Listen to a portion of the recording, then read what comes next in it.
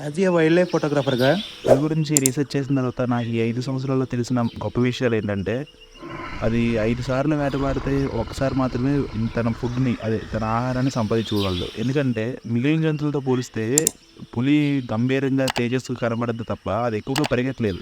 దాంతో పోలిస్తే జింక, సింహమే ఫాస్ట్‌గా పరిగెడతాయి, ఎక్కువ దూరం కూడా పరిగెడతాయి. ఇది కేవలం చాకచక్యంగా మాటు వేసి మాత్రమే తన ఆహారాన్ని సంపాదించుకోగలదు. పులి గురించి తెలుసుకోవాల్సిన ఇంకొక మంచి విషయం, అట్ ద సేమ్ టైమ్ చాలా ఇంట్రెస్టింగ్ ఫ్యాక్ట్ ఏంటంటే, దే ఆర్ వెరీ షై. పులులకి సిగ్గు చాలా ఎక్కువ. అలాగే దే ఆర్ ఇంట్రోవర్ట్స్.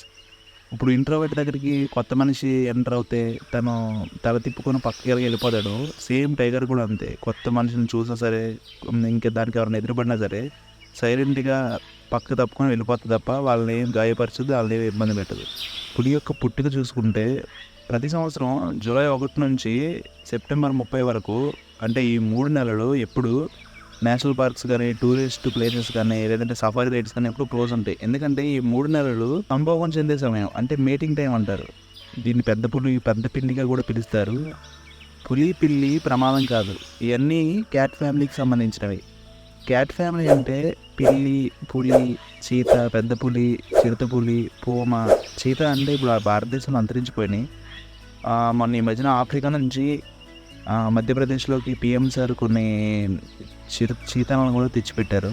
పులి 70 రోజుల నుంచి 103 రోజుల వరకు కూడా అమ్మ కడుపులో ఉంటుంది. 6 నుంచి 10 వారాలలో మాంసం తింటాయి. అదేవిధంగా 6 నెలల నుంచి లైట్గా వేటాడడం కూడా మొదలెడతాయి. దాని తర్వాత అవి మొత్తంగా వేటాడడానికి సంవత్సరం నుంచి సంవత్సరంన్నర టైం కూడా పడుతుంది. ఈలోపు దాని యవ్వన వయసు అంటే 3 సంవత్సరాలు వచ్చే వరకు కూడా వాళ్ళ అమ్మ దగ్గర ట్రైనింగ్ తీసుకుంటాయి. అంటే ఏ విధంగా ఉండాలి, ఏ విధంగా పోరాడాలి, ఏ విధంగా వేటాడుకోవాలని. దాని తర్వాత 4 నుంచి 5 సంవత్సరాలు వచ్చేప్పటికి అవి సొంతంగా పోరాడడం నేర్చుకుంటాయి. అదేవిధంగా వేటను సంపాదించుకోవడం, వేటాడి ఆహారాన్ని తెచ్చుకోవడం అలవాటు చేసుకుంటాయి. దాని తర్వాత మరి ముఖ్యంగా 6 నుంచి 7 సంవత్సరాలు వచ్చేవాటికి వాటిలో ఉన్న సోదరభావం తగ్గిపోద్ది, చాలా వరకు తగ్గిపోద్ది. అండ్ దాని గోర్లు కూడా చాలా చాలా పదునుగా, చాలా షార్ప్గా 10 నుంచి 15 సెంటీమీటర్ల వరకు ఉంటాయి. పులి పంచు అంటే పులి యొక్క దెబ్బ ఎంత పవర్ఫుల్ అంటే, దాన్ని పంచుకుంటే పవరు 1 నుంచి 2 టన్నుల పవర్ ఉంటుంది. ఆ 10 గోళ్ళతో, ఆ 10 సెంటీమీటర్ల నుంచి 15 సెంటీమీటర్ల పొడవున్న ఆ గోళ్ళతో మనిషిని కానీ ఏదైనా దేంతో అన్నా అది కొట్టిందంటే మనిషి 2గా చీలిపోయి ముక్కలైపోతాడు. పులి మనుషుల మీద ఎప్పుడు దాడి చేస్తుందంటే, అవి ముసలితనంలో, వృద్ధాప్యంలో ఉన్నప్పుడు, లేదంటే వాటికి అంగవైకల్యం ఉన్నప్పుడు, దెబ్బలు తగిలి పైకి లేగలేని పరిస్థితుల్లో ఉన్నప్పుడు మాత్రమే. ఎప్పుడన్నా కంగారుగా అనుకోకుండా మీరు పులికి ఎదురుపడినా, లేదంటే పులి వచ్చి మీకు ఎదురుపడినా, అరే ఉంటే వెళ్ళే మనుషుల ద్వారానే ఫుడ్ దొరికింది. సో అప్పుడే అవి పోరాడి మనుషుల్ని చంపుతాయి తప్ప, అవి యాక్టివ్గా ఉన్న కాలంలో మనుషులు కనీసం వాళ్ళు ఎప్పుడు టచ్ చేయవు, వాటి దగ్గర కూడా వెళ్ళవు. ఇది న్యాచురల్ ఫ్యాక్ట్. వన్స్ మనిషి మాంసం అలవాటు పడితే గ్రామాలకు వచ్చి మరీ వేటాడుతుంది. అప్పుడు గ్రామాలకు వచ్చి వేటాడే పులులని మానిటర్గా పరిగణిస్తారు. అలా చేసేవాటికి ప్రత్యేకమైన పద్ధతిలో మళ్ళీ ట్రైనింగ్ ఇచ్చి వాటిని మళ్ళీ కాపాడతారు. ఇండియాలో ఎక్కువగా ఈ మానిటర్ అనే పులులు వెస్ట్ బెంగాల్లో ఎక్కువగా ఉన్నాయి. ఈ విధంగా ఎక్కువగా అక్కడ తిరుగుతాయని కూడా గుర్తించారు. ఇక్కడ ప్రత్యేకమైన విధంగా మనుషులు వెనక సైడ్ నుంచి మాస్క్ పెట్టుకొని తిరుగుతుంటారు. వెనక సైడ్ కూడా మాస్క్కి ముఖం కనిపెడే విధంగా కొత్త కొత్త రంగులతో అక్కడ తిరుగుతుంటారు. ఎందుకంటే అక్కడ వెనకాల నుంచి పులిలో దాడి చేసే విధానం పులికి బాగా ఎక్కువ. సో అందుకని వెస్ట్ బెంగాల్లో వెనక సైడ్ నుంచి మాస్కులు ధరిస్తారు. ఆ మాస్క్ కూడా వెనక సైడ్ నుంచి కూడా బొమ్మ ఉండేలాగా, అప్పుడు పులి చూస్తే ఏమనుకుంటుందంటే వెనక సైడ్ నుంచి కూడా మనిషి ఉన్నాడు అనుకుని అక్కడ నుంచి వెళ్ళిపోద్ది. అసలు మరి ముఖ్యంగా మనం పెద్ద పులి యొక్క ఆహారపు అలవాట్లు చూసుకుంటే, పెద్ద పులి యొక్క ఆహారపు అలవాట్లలో 2 కాళ్ళ మనిషి లేదు, అంటే 2 కాళ్ళ జంతువు ఏదీ లేదు. సో మనం ఇంకా ముఖ్యంగా తెలుసుకోవాల్సింది ఏంటంటే, పెద్ద పులికి మనిషి ఆహారం కాదు. దాని ఆహారపు అలవాట్లలో ఎప్పుడూ కూడా 4 కాళ్ళ జంతువులే దాని ఆహారపు ఫుడ్ చైన్లో ఉంటుంది. 2 కాళ్ళ మనిషి ఆహారపు అలవాట్లలో లేడు. ప్రపంచంలో ఉండే పులులలో 75% పులులు మన భారతదేశంలో ఉన్నాయి. అందులో మధ్యప్రదేశ్, కర్ణాటకలో ఎక్కువగా ఉన్నాయి. కొంతవరకు అందువల్లనే పులిని జాతీయ జంతువుగా శక్తిశాలిగా పరిగణించారు. స్వాతంత్రానికి ముందు, అంటే 1945కి ముందు 45,000 పులులు ఉండేవని అంచనా. కానీ 2004కి కేవలం 1,400 పులులు మాత్రమే ఉండడం ఆశ్చర్యం. ఇప్పుడు అంటే 2018 నివేదిక ప్రకారం 3,160 పులులు మాత్రమే ఉన్నాయని అంచనా. పులుల గణన ఏ విధంగా లెక్కించేవారంటే, పాదముద్రల ద్వారా పులులు ముందు లెక్కించేవారు. అంటే ఇప్పుడు ఏదైనా ప్లేస్లో అది వాటర్ తాగడానికి వెళ్ళినా, ఫుడ్ తినడానికి వెళ్ళినా అక్కడ ఉండే ఫుడ్ ప్రింట్స్ని తీసుకొని మళ్ళీ సేమ్ ఒకే సైజులో ఉంటే ఫుడ్ ప్రింట్స్ తీసుకునేవాళ్ళు కాదు. ఆ డిఫరెంట్గా ఉన్న ఫుడ్ ప్రింట్స్ని సేకరించి ఆ విధంగా లెక్కించేవాళ్ళు.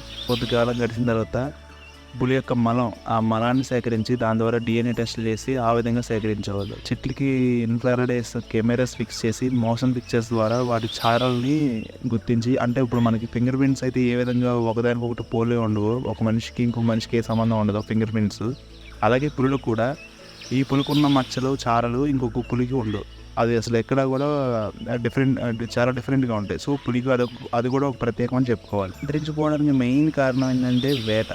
పులిని వేటాడి ఎక్కువగా నేపాల్, భూటాన్, చైనాలలో మూఢనమ్మకాల కారణంగా అసలు పులిని భయంకరంగా చంపేయడం జరుగుతుంది.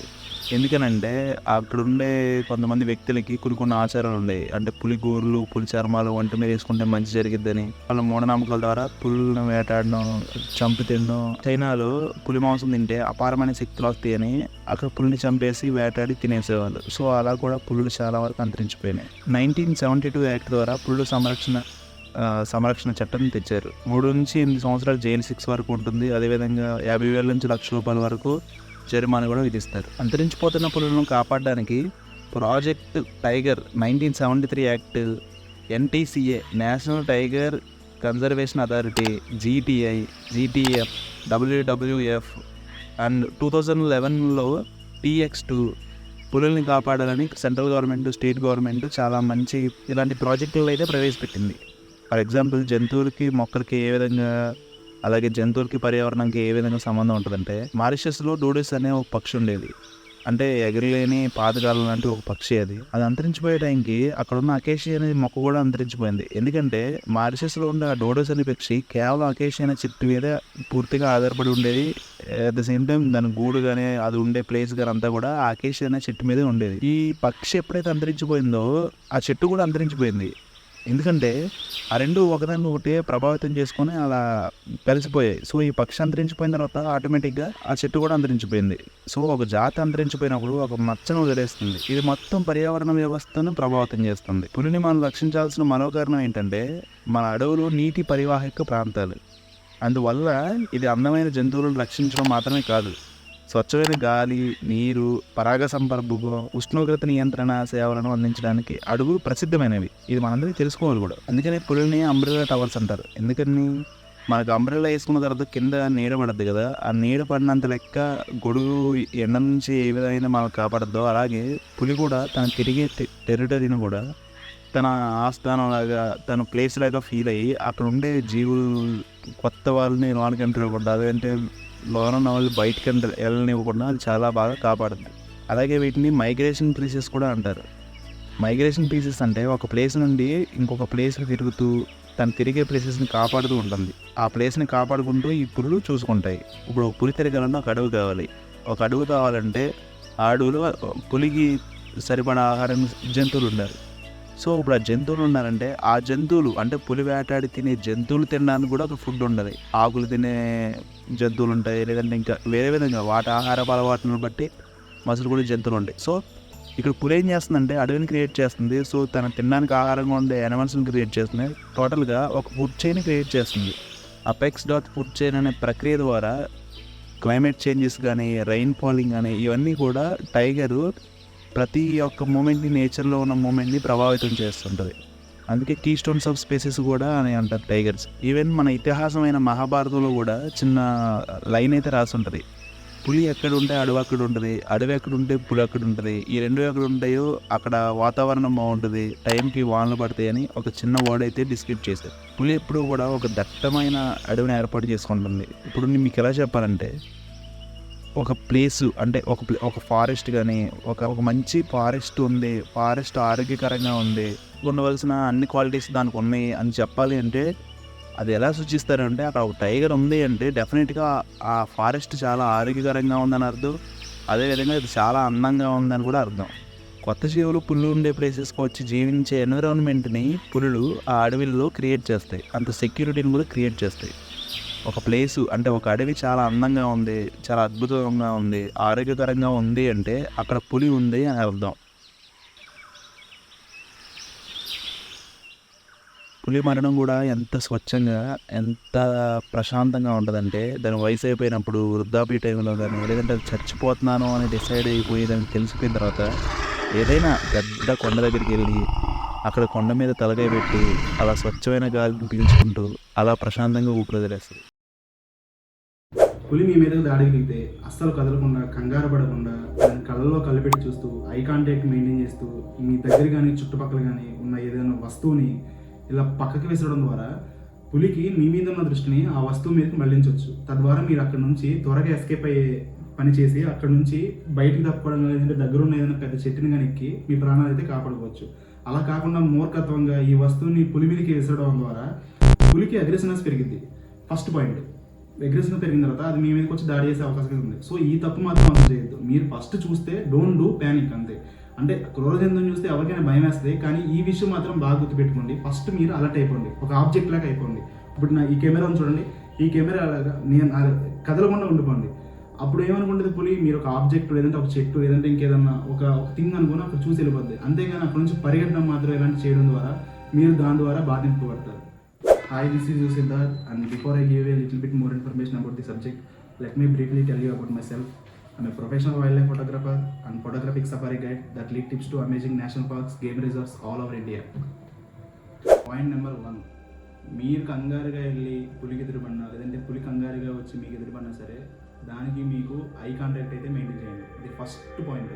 మీ చూపుకి దాని చూపుకి కళ్ళలో కళ్ళు పెట్టి చూస్తూ ఉండండి. అట్ ద సేమ్ టైం రెండో పాయింట్, పులి మిమ్మల్ని ఎక్కడైతే చూసిందో ఉన్న పలంగా అలా ఒక స్టాండింగ్ పొజిషన్లో, ఇప్పుడు ఈ కెమెరా చూడండి, ఈ విధంగా ఒక ఆబ్జెక్ట్ లాగా అయితే ఉండిపోండి, కదలకుండా ఉండిపోండి. అలా ఉండిపోవడం వల్ల అది మిమ్మల్ని ఒక ఆబ్జెక్ట్ లేదంటే ఏదైనా వస్తువు అనుకుని అక్కడ నుంచి వెళ్ళిపోయే విధంగా ఉంది. అస్సలు ఏ విధంగా కూడా కింద అయితే కూర్చోవద్దు. కింద కూర్చుంటే అది 4 కాళ్ళ జంతువుగా పరిగణించి మీ మీద దాడి చేసే అవకాశం ఉంది. పాయింట్ నెంబర్ 2 ఇది.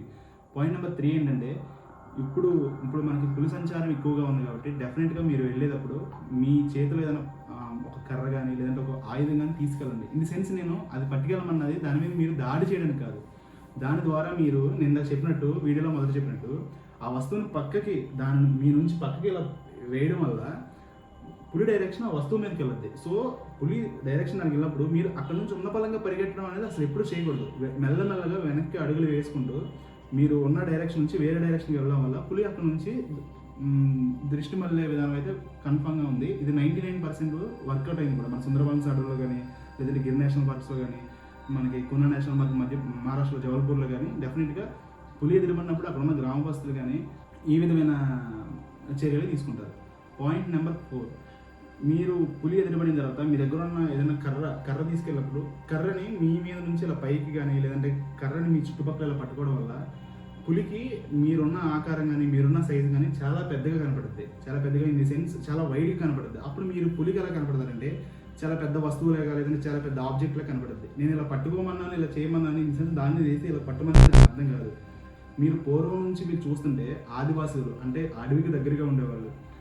మీరు చూడండి, ఒక ఆదివాసీలు కానీ లేదంటే ఒక బోయేవాళ్ళు కానీ ఎవరైనా సరే గ్రామాల్లో నివసించేవాళ్ళు కానీ అడవి దగ్గరగా నివసించేవాళ్ళు కానీ పులి దాడిన బట్టి చనిపోయినట్టు ఎక్కడ ఉండదు. ఎందుకంటే పులులు నేచర్తో పాటు అక్కడున్న మనుషులకి చాలా అలవాటు పడిపోయి ఉంటాయి. చాలా న్యాచురల్గా, చాలా కొట్టి న్యాచురల్గా అలవాటు పడిపోయి ఉంటాయి. సో పులి క్రూర జంతువు అన్న దానికి మనం ఏంటంటే ఒక విధానాన్ని మనం ఆలోచించేసుకొని మనం అలా బైహార్ట్ చేసేసుకొని పులి క్రూర జంతువు, దాన్ని కనపడంగానే మనం చంపేయాలి, లేదంటే పులి క్రూర జంతువు అది మనల్ని చంపేస్తుంది అని మనం దానికి ఒక రకమైన మనం ఒక ఫీల్కి మనం ఎడిక్ట్ అయిపోయి ఉన్నాం. కాబట్టి అది కనపడినప్పుడు మనం బిహేవ్ చేయడం వల్ల దానికి ఏదో అగ్రెసివ్నెస్ లేదంటే ఏదో అయిపోతుంది అన్న ఫీలింగ్ ఆ యానిమల్స్ అయితే ఏర్పడుతుంది.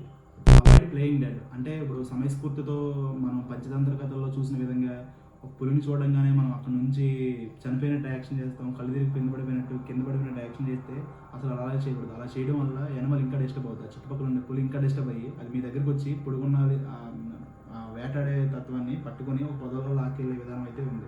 ఇంకొకటి మెయిన్ ఏంటంటే, పులి మీకు ఎదురుపడినప్పుడు యాజ్ మచ్ యాజ్ పాసిబుల్ అది కంట్రోల్ చేసుకోకుండా మీ మీదకి వస్తుంది, పులి డైరెక్ట్గా వస్తుంది అనే టైంకి యాజ్ మచ్ యాజ్ పాసిబుల్ చాలా పెద్దగా శబ్దాలు చేయండి. చాలా పెద్దగా శబ్దాలు చేస్తూ కంటి చూపు మాత్రం ఐ కాంటాక్ట్ మాత్రం మార్చొద్దు. ఎందుకంటే ఐ కాంటాక్ట్ అనేది మీరు యానిమల్కి ఇవ్వకపోతే అది డిస్టర్బ్ అయిపోతుంది. ఫస్ట్ అది డిస్టర్బ్ అయిపోయి మీ దగ్గరికి వచ్చి ఇబ్బంది పెట్టే ప్రక్రియ అయితే జరుగుతుంది. ఇది మాత్రం బాగా గుర్తుపెట్టుకోండి. నెంబర్ 4 ఈ పాయింట్ చాలా గుర్తుపెట్టుకోండి. పెద్దోళ్ళకి గ్రామంలో తిరిగే పెద్ద మనుషులకి నేను చెప్తున్నాను ఏంటంటే, చిన్నపిల్లల్ని ఆరు బయటికి ఒంటరిగా వదలొద్దు. ఎందుకంటే మొన్న చిత్తూరులో జరిగిన సంఘటన మీకు గుర్తు ఉంటుంది. ఎందుకంటే ఆ పిల్లని 5 సంవత్సరాల నుంచి 4 సంవత్సరాలు ఉన్న పిల్లని వాళ్ళు బయటకు వదలడం వల్ల ఆ పిల్ల ఆడుకుంటూ వెళ్ళి కూర్చుండిపోయింది.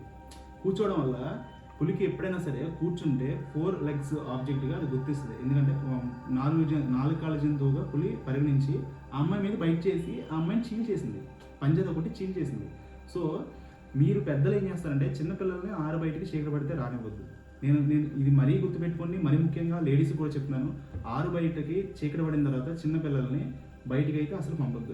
ఎందుకంటే వాళ్ళు బయటికి వెళ్ళిన తర్వాత వాళ్ళు ఎలా బిహేవ్ చేస్తారో తెలియదు. ఆ టైంకి అక్కడ ఆ టైగర్ రావచ్చు, లేదంటే ఇంకేదైనా సిచ్యువేషన్ హ్యాపెన్ అవ్వచ్చు. సో గ్రామస్తులు మాత్రం పెద్దలు మాత్రం ఇది బాగా గుర్తుపెట్టుకోండి. దయచేసి తప్పుడు ప్రచారాన్ని స్ప్రెడ్ చేయొద్దు. పులిని కానీ పులి జాడలను కానీ మీరు ఎక్కడైనా గమనించినా చూసినా కింద తెలిపిన నెంబర్లకి సంప్రదించగలరు.